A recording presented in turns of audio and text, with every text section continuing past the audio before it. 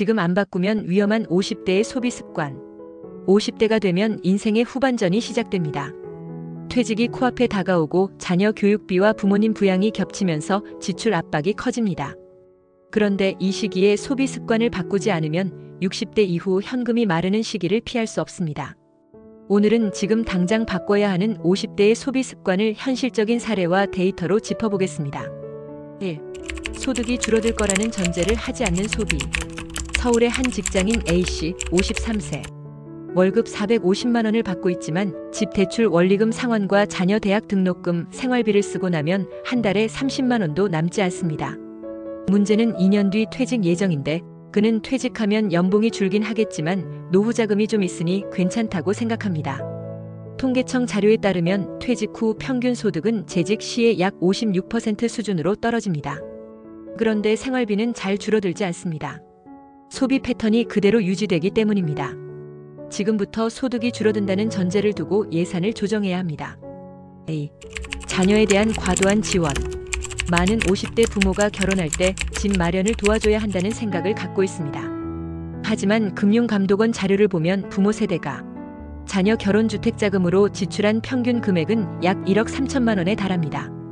이 금액은 은퇴 후 안정적인 생활비 5년에서 7년치에 해당합니다.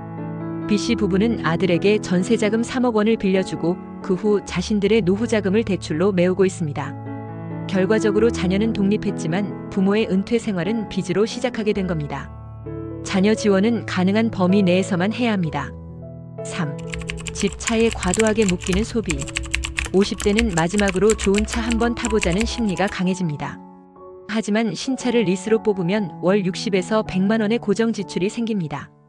또한 대출을 통한 집 리모델링, 이사 등도 빈번하게 발생합니다. 한국은행 조사에 따르면 50대 가계부채 비율이 전 연령대 중 가장 높습니다. 특히 자산 대부분이 부동산에 묶여있는 구조는 현금 흐름을 막아버립니다.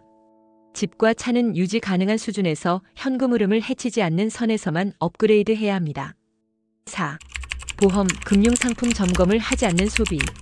50대는 10년 전 가입한 보험을 그대로 유지하는 경우가 많습니다. 그 사이 불필요한 특약이나 중복 보장이 많아져 매달 수십만 원을 낭비하고 있을 수 있습니다.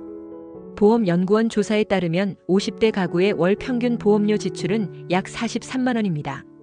하지만 실제 필요한 보장은 절반 수준의 보험료로도 충분히 설계할 수 있습니다.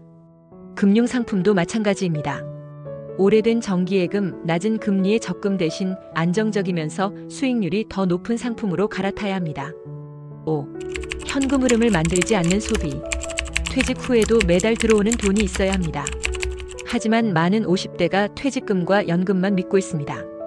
문제는 연금 개시 전까지의 공백기와 물가 상승입니다. 예를 들어 퇴직 전 1천만 원을 안정형 배당주나 리츠에 투자해 연 5% 수익을 내면 매년 50만 원이 들어옵니다. 규모를 키워 퇴직 전까지 월 30만 원 이상이 들어오는 구조를 만들면 노후 소비에 숨통이 트입니다.